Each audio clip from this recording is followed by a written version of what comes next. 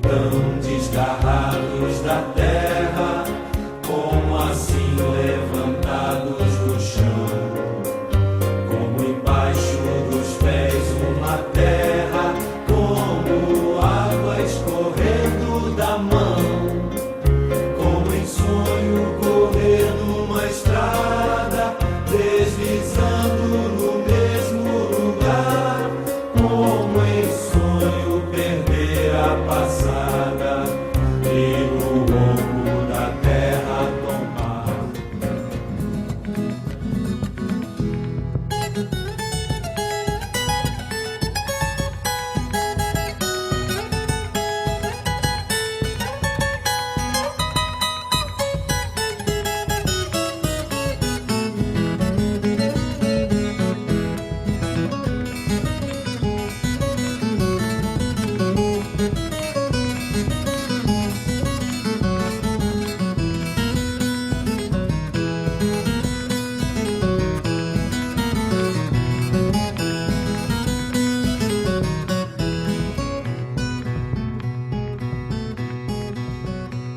Filho do norte de Minas, este grande intelectual e militante brasileiro nasceu no ano de 1922.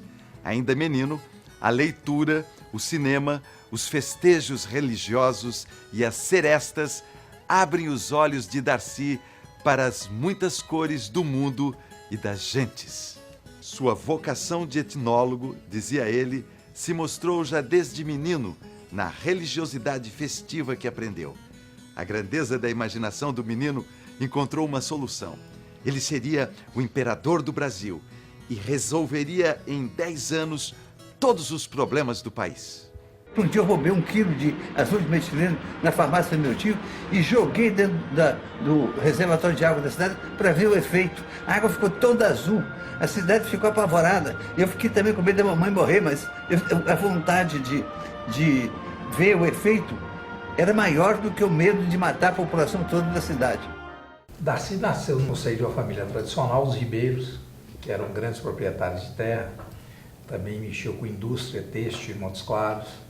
Tinham até uma usina de geração de energia da cidade e chegaram até a fundar um banco, o Banco Comércio e Indústria de Minas Gerais. Por um lado da família Silveira, era uma família extremamente humilde, de pequenos produtores rurais da cidade próxima, Mato Verde. A mãe, com 25 anos, fica viúva. E naquela época, no início do século, mulher não herdava, ainda mais de uma família poderosa, uma família ribeira. E ela vai morar numa casa simples, de adobe, que era a herança dos pais, criando os dois e 2 irmãos mais novos dela. E a partir daí ela vira quituteira e fazendo doces e salgados maravilhosos para a festa. E também é a primeira viúva que começa a estudar depois que perde o marido e vira uma grande professora especializada em alfabetização. E até os 16, 17 anos, quando ele muda para Belo Horizonte, ele não tem limite e é criado e vira um líder da turma dos meninos da rua de cima, coisas típicas de cidade interior e de brincar solto. Aos 13, 14 anos ele descobre a família Ribeiro e descobre a grande biblioteca do Plínio Ribeiro, que era um deputado federal no Rio e que era médico, tinha uma grande biblioteca. Ele fica encantado e se torna um leitor voraz daquilo tudo. E que aí ele muda essa postura de moleque de rua e começa a estudar e ler tudo que cai à mão. A única coisa que fica de herança para ele são ações deste banco que o tio dele mais velho cria, onde o pai era sócio. E com essas ações ele muda para Belo Horizonte e vai estudar. Todo o conhecimento dele, porque ele queria provar esse caminho, queria praticar empiricamente esse conhecimento. O conhecimento dele, ele tentava ser produtivo e que pudesse ser aplicado. O Brasil foi regido primeiro como feitoria escravista, exoticamente tropical, habitada por índios nativos e por negros importados. Depois, como um consulado, em que um povo sub-lusitano, mestiçado de sangues afros e índios, vivia o destino de um proletariado externo dentro de uma possessão estrangeira. os interesses e as aspirações do povo jamais foram levados em conta, porque só se tinha atenção e zelo no atendimento dos requisitos de prosperidade da feitoria exportadora. Nunca houve aqui um conceito de povo, englobando todos os trabalhadores e atribuindo-lhes direitos. Nem mesmo o direito elementar de trabalhar para nutrir-se, vestir-se e morar. O que houve e o que há é uma massa de trabalhadores humilhada e ofendida por uma minoria dominante espantosamente eficaz na formulação de seu próprio projeto de prosperidade, sempre pronta a esmagar qualquer ameaça de reforma da ordem social vigente.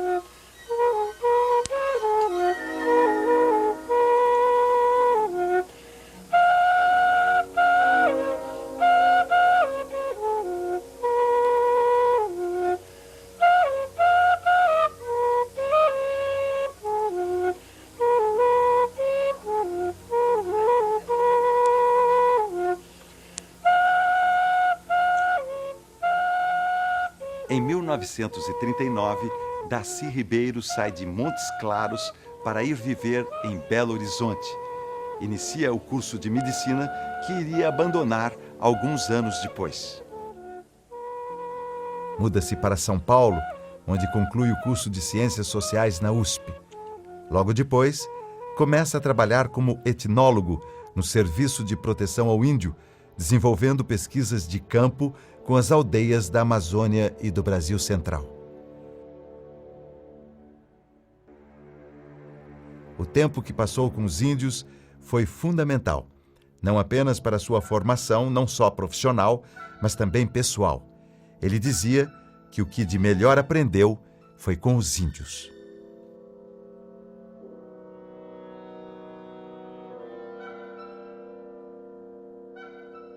Darcy Ribeiro tem uma obra extraordinária sobre os povos indígenas, sobre a política indigenista no Brasil, sobre a história de todos os povos indígenas nas Américas. É uma obra que advém de duas posições, duas visões filosóficas que ele tem. Uma de que o mundo muda, de que as culturas mudam, de que os povos estão sempre em câmbio. E a outra é a de que os povos indígenas das Américas sofreram uma invasão, um processo de destruição muito violento e que resultou na morte de muitos, na destruição, na extinção de muitos povos e na transformação de muitos deles nas nações atuais. Então ele tem uma visão de que os povos indígenas vivem para si, são eles próprios, mas também eles fazem parte de um mundo político. Darcy, antes de ser antropólogo, ele era um marxista, era um homem envolvido na visão do mundo de que os homens fazem a história. E, ao mesmo tempo, era uma pessoa que se encantou com os povos indígenas, que se encantou com as culturas, com a beleza, com a arte, com a alegria de viver, com o modo de criar crianças. Ele se encantou com o potencial que os índios representam para a humanidade sofrida, no caso a humanidade ocidental, que procurava uma redenção, não mais em Deus, no messianismo, mas uma redenção pela busca das soluções que os homens têm que trazer para si. Então esse é o pano de fundo do Darcy como um antropólogo. A sua obra, propriamente como etnógrafo, a pessoa que vai lá, vive no meio dos índios, procura aprender a sua língua, os termos que são usados, as formas de sociabilidade, os rituais que identificam e que dão sentido aos povos, o Darcy fez com pelo menos uns 4 povos assim com profundidade. O primeiro deles foi com os índios Cadiuel, que ele gostou muito de estar com eles. Os Cadiuel são os antigos Guaicuru, os antigos índios cavaleiros, os índios que adotaram o cavalo aqui nas Américas, na região do Pantanal brasileiro. O outro povo que ele estudou são os índios Urubu-Capó, do Maranhão, que o Darcy é um povo tupi, cuja cultura parecia ser próxima dos índios Tupinambá da costa. E o Darcy amou também trabalhar com os índios Urubu-Capó e sofreu também muito. Na sua primeira pesquisa ele presenciou um surto de sarampo muito bravo, que dizimou muitas crianças e muitos velhos. Os Urubu-Capó também tinham muito charme e o Darcy amou demais estar com eles. E tem muitas fotos lindas. Na ocasião ele produziu diários e anotava tudo e anotou uma ascendência de um dos grandes líderes do Urubu-Capó na época, que tem mais de 1.200 parentes em 7 gerações atrás, o que é um feito extraordinário. E depois, como etnógrafo do SPI, o homem que criou o Museu do Índio aqui no Rio de Janeiro, junto com Rondon, o homem que com Rondon conseguiu convencer Getúlio Vargas a criar o Parque Nacional do Xingu, que era para ser um parque imenso. A criação do Parque do Xingu foi uma transformação em todo o processo de reconhecimento de terra. Finalmente as terras foram reconhecidas, não para vamos demarcar uma gleba de terra para os índios sobreviverem, não. Vamos demarcar aquilo que é um território indígena, que os índios domesticaram, culturalizaram a floresta. Isso é uma coisa belíssima, uma coisa importantíssima.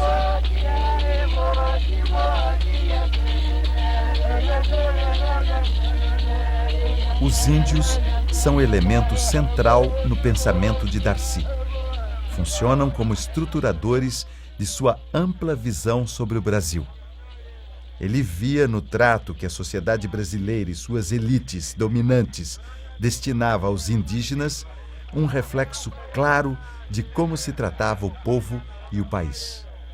Dizia Darcy Ribeiro: nos meus tantos e tão gratos anos de trabalho como etnólogo, fui mudando de atitude com respeito aos índios.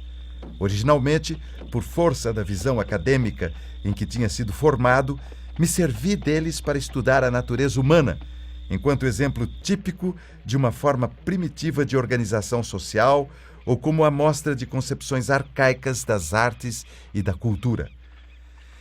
Serviam também, é certo, para estudar uma das matrizes formadoras da sociedade brasileira, mas eram sempre o objeto externo que se olhava de fora como uma coisa. Aos poucos, os índios me foram desasnando, fazendo-me ver que eram gente capaz de dor, de tristeza, de amor, de gozo, de desengano, de vergonha.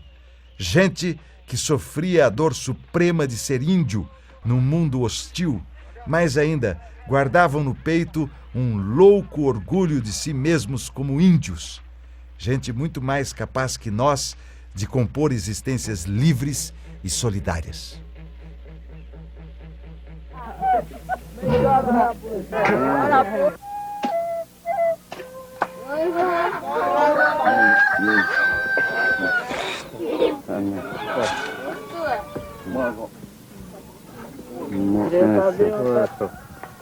Kono pikarai kono pita ia wo kono pita televisão mama promo na kuakata.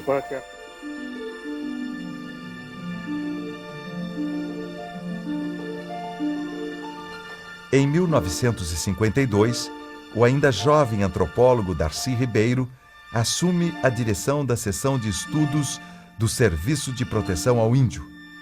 Dá início, então, à organização do Museu do Índio, que vem a ser inaugurado no ano seguinte.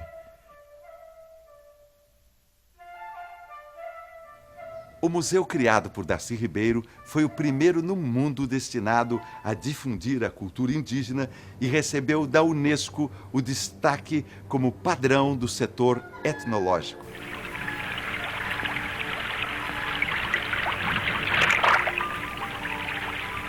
Os índios sempre aproveitam, quando passam por um igarapé, por um riozinho, para tomar um banho, para se refrescar, para tomar uma água fresca.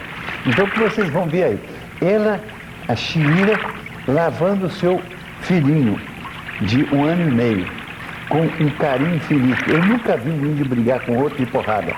o que mostra a capacidade de convivência dos índios. E nunca vi um pai bater num filho.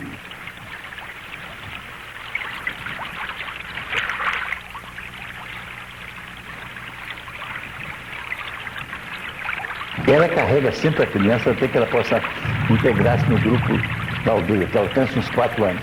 E carrega sempre nessa tipóia. É uma faixa de algodão que ela mesma tece, colocada ao redor do corpo, e onde a criança aprende a andar. Uma das formas principais de comer a mandioca é o chibé. É colocar numa cuia água na mandioca, na farinha, para que a farinha entumeça. E assim, deixa algum tempo, a mandioca começa a inchar e ela fica bebível. Então, está o menino sabendo o que é chibé, pedindo, dá a minha parte, dá o que é meu. Está ele aí, olha, pedindo ao pai, e com a sua cuiazinha também, querendo tomar o que é dele, querendo pôr na cuiazinha dele.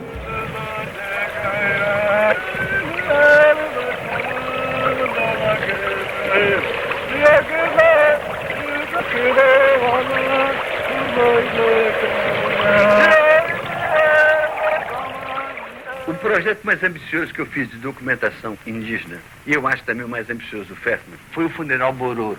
Os Bororos têm o funeral mais trágico, mais terrível, mais dramático e mais belo do mundo. Eu disse há pouco que o Rondon um dia tinha sido convidado pelo Cadete, que era o último grande chefe dos Bororos, para ir morrer lá. Cadete disse a ele, vem, você está velho, vem morrer aqui, só nós que saberemos enterrá-lo. Quando eu fiquei sabendo disso pelo FESMA, eu não entendi muito bem o que era. Quando chegou a notícia que o Cadete morreu e que o Rondon devia ir assistir, participar do cerimonial fúnebre do último grande chefe Bororo, o Rondon me chamou e me mandou ir no lugar dele. Ele então tomou um gravador, eram gravadores ainda de fio de aço naquela época, ele pegou um gravador e ele disse em Bororo, olhem para esse aí, Darcy, olhem para a cara dele, vocês estão olhando? Olha, a boca dele é minha boca, fala a minha palavra. O ouvido dele é meu ouvido, ele ouve para mim. O olho dele é meu olho. Ele vai olhar, ele vai falar e ele vai ouvir. E ele vai ver tudo do cerimonial para me contar. Ele sou eu que vai aí. Então foi isso que ele disse em Bororo, uma coisa bela, estranha. E eu cheguei lá e toquei para os Bororos, ligamos a máquina, toquei. E eles ficaram todos muito comovidos, eu vi a voz dela, Rondon. Começamos então a documentação cerimonial.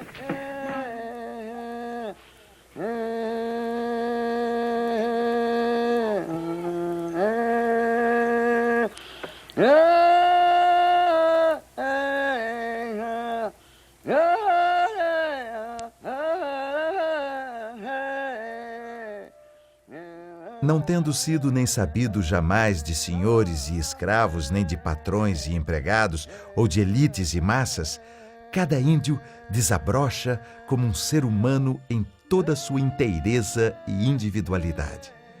Pode, assim, olhar o outro e ser visto por todos como um ser único e irrepetível. Um ser humano respeitável em si, tão só por ser ente de seu povo. Creio mesmo que lutamos pelo socialismo por nostalgia daquele paraíso perdido de homens vivendo uma vida igualitária, sem nenhuma necessidade ou possibilidade de explorar ou de ser explorado, de alienar-se ou de ser alienado. Esse era o fascínio de Darcy Ribeiro frente aos índios. E mais, dizia ele, não havendo para os índios fronteira entre as coisas tidas como artísticas e as outras tidas como vulgares, eles ficam livres para criar o belo. Lá, uma pessoa, ao pintar seu corpo, ao modelar um vaso ou ao trançar um cesto, põe em seu trabalho o máximo de vontade de perfeição e um sentido desejo de beleza só comparável com o de nossos artistas quando criam. Um índio que ganha de outro um utensílio ou adorno, ganha com ele a expressão do ser de quem o fez. O que os índios esperam de tudo o que fazem é a beleza.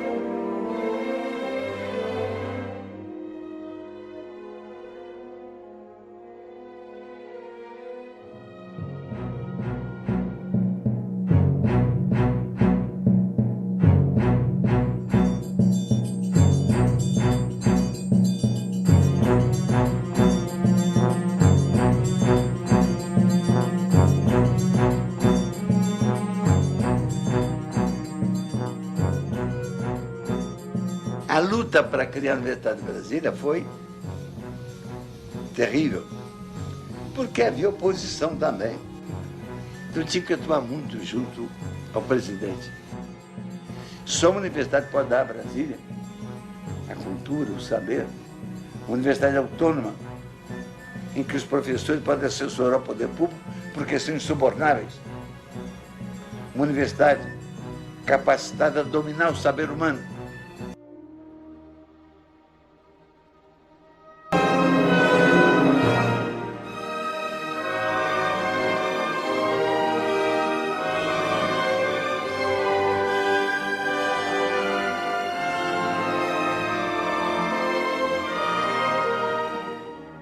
É ainda em pleno vigor da juventude que Darcy Ribeiro se torna participante e um dos protagonistas de um importante momento da história do Brasil.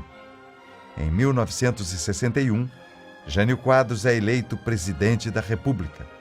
Neste mesmo ano, Jânio renuncia e seu vice João Goulart, o Jango, deve então assumir a presidência conforme a Constituição de 1946.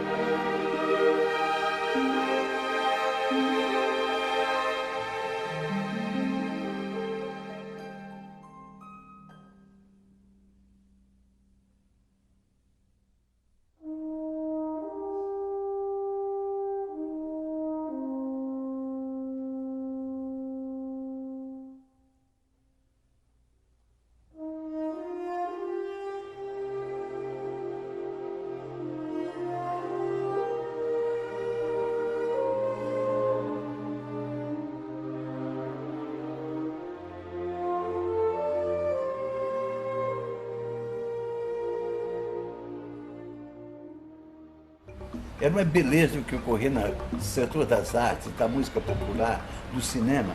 Tudo floresceu no Brasil. E nós todos estávamos cheios de entusiasmo. Todos acreditavam com otimismo que o Brasil ia dar certo.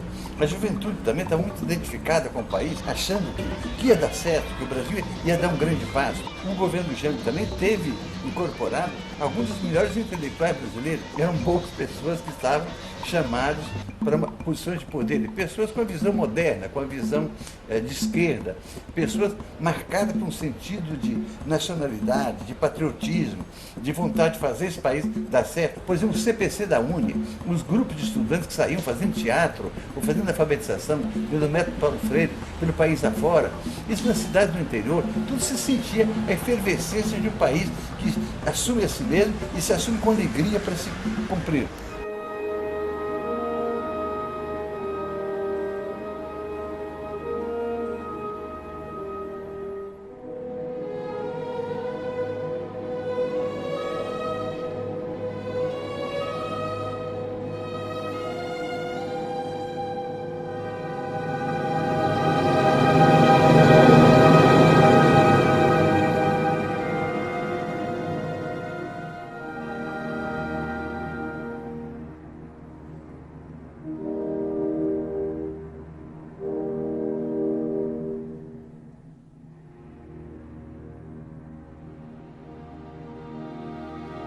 Eu acho que tanto o golpe como o governo do Jango Goulart até hoje não foram suficientemente estudados, né? Quer dizer, a cada tanto surgem revelações novas. E o papel do Darcy durante o governo do Jango foi um papel absolutamente crucial, porque ele foi ministro da Educação, foi o chefe da Casa Civil do Jango Goulart, foi um homem que teve uma participação extremamente ativa e muito importante dentro do governo. O governo do Jango, Darcy dizia isso sempre, o governo do Jango foi mal compreendido na época, foi injustiçado depois e é profundamente ignorado hoje. O Darcy insistiu sempre que o governo caiu não pelos defeitos, que claro que tinha defeitos, mas pelas qualidades, pelo risco que implicava, não para o país, não para o Brasil, mas para o sistema dominante brasileiro. Esse mesmo sistema que, em última instância, está aí até hoje, com pequenas modificações, mas a estrutura é a mesma. Houve avanços nos últimos anos, mas a estrutura é a mesma. Então, era um governo muito perigoso para os donos de tudo. O Darcy tinha uma característica que é muito singular. São pouquíssimos os brasileiros, os latino-americanos, aliás, intelectuais de altíssimo coturno, como era o Darcy, um intelectual de primeira grandeza na sua geração, no seu tempo, e que se embrenharam na política, de verdade. Se embrenharam de verdade. O Darcy sempre foi um intelectual da vida, um intelectual do campo. Ele nunca se restringiu àquele meio acadêmico, distante de tudo. Ele nunca viu o país e o povo brasileiro como se fossem números e cifras e projeções. Ele conhecia a cara do Brasil, ele conhecia a cara do povo brasileiro, né? Durante o período em que ele esteve no governo, evidentemente a produção intelectual dele diminuiu, porque era um governo de vertigem, era um turbilhão, um governo de voragem. Mas foi nesse período, por exemplo, que ele, junto com o professor Anísio Teixeira, soube sonhar a Universidade do Futuro, a Universidade Nacional de Brasília, né? Quer dizer, era uma universidade para pensar o país. Eu acho que o Darcy faz parte da última geração de brasileiros que teve como geração um projeto de Estado, um projeto de futuro, um projeto de país. Portanto, se a gente for falar na produção intelectual dele durante o governo, evidentemente é pouca, porque eram muitíssimos os desafios e as tarefas. Mas a simples presença dele à Universidade de Brasília, a maneira com que ele articulou e coordenou as reformas de base, a reforma da educação, a reforma agrária, quer dizer, são os sonhos dele, né? O exílio é uma coisa muito ruim, claro, né? O exílio é você não poder voltar. O exílio é você sonhar com um país que, na verdade, você não sabe se ele realmente existiu, se é aquele país que você deixou, ou se um país que você idealizou. O Darcy foi um exilado triste no começo. Ele não se conformava com o exílio. Então a saída dele foi repensar toda a história, não do Brasil, toda a história da América Latina. E isto é uma obra de uma importância intelectual, de um peso incrível, que o Brasil não reconhece na sua verdadeira dimensão. Eu costumava brincar com o Darcy que ele foi um exílio nômade, porque em cada país onde ele se instalou, ele zanzou de um lado para o outro, em cada país onde ele se instalou, ele viveu. Ele reformou o ensino no Uruguai, ele foi assessor pessoal do presidente Salvador Allende no Chile, ele foi assessor do general Velasco Alvarado, um general bonapartista que liderou uma revolução interessantíssima no Peru. Ele reformou a Universidade de Caracas. Quer dizer, onde ele andou, ele esteve presente. O exílio para ele foi um motor. E a obra que ele escreveu no exílio talvez seja a obra mais importante dele. Encontrei-me no Uruguai, exilado. Vinha de ter tido muito poder no Brasil. Eu estava tentando passar o Brasil a limpo. E nos derrubaram. Minha sensação exilado é de que tinham me cortado as mãos, os pés. E eu me dizia, por que o Brasil não dá certo? Por que não deu certo? Estava tudo tão próximo da gente fazer transformações fundamentais. E fracassamos outra vez. Por quê? Por que fracassamos? 8 de maio de 1965. Querido amigo Darcy, foi uma grande alegria sua carta de abril. Temos tido tuas notícias, mas faltam a carta pessoal, o sentimento do reencontro. É ótima a ideia do livro. Esses períodos de exílio produzem, às vezes, análises que jamais seriam possíveis com a distância que as diásporas criam. Andei também a pensar num estado comparado das duas culturas das Américas, mas à medida que leio, cresce o meu sentimento da dificuldade do Estado. Que venha o dilema brasileiro. Abraços, Anísio Teixeira.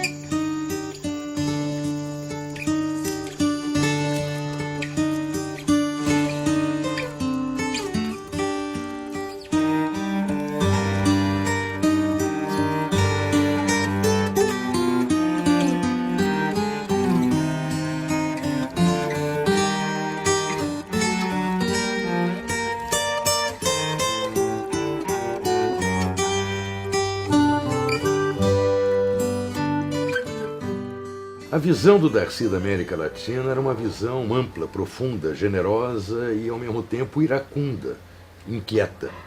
Eu devia ter 27, 28 anos quando eu ouvi do Darcy uma frase que mudou a minha vida. Ele, com aquele jeito dele, falou assim: escuta aqui, seu moço, na América Latina nós seremos todos resignados ou indignados. E eu, dizia o Darcy, eu não vou me resignar nunca. E assim ele viveu, indignado, querendo mudar tudo. Eu acho que para o Darcy Ribeiro a América Latina era uma realidade profundamente interligada. Quer dizer, nenhum país vai ser dono do seu destino se ignorar o vizinho, não é? Quer dizer, aquela noção da pátria grande de Simão Bolívar, o Darcy tinha isso muito claro. Bolívar dizia que a América Latina é um pequeno gênero humano, quer dizer, nós somos uma parte própria dentro do mundo. O Darcy tinha mais do que essa noção, ele tinha essa certeza e se bateu por isso até o fim. Darcy me telefona: venha trabalhar comigo no Peru, em Lima. Estou montando um centro de estudos e estou juntando uma equipe para trabalhar no Peru.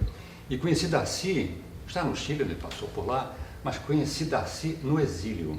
O exílio tem um lado noturno e tem uma vertente diurna. A noite do exílio, que tanto afetou Darcy. Teria Darcy carregado suas coisas brasileiras, seus amores, suas praias, suas matas, seus mares no seu exílio? Como teria Darcy caminhado nessa neblina da saudade? Ele conseguiu através da literatura. Ele tornou-se escritor. Havia tentado nos seus 20 anos, não vingou, e lá tornou-se escritor, e assim ele recriou o seu Brasil através dos seus personagens, dos seus livros. Só através da literatura de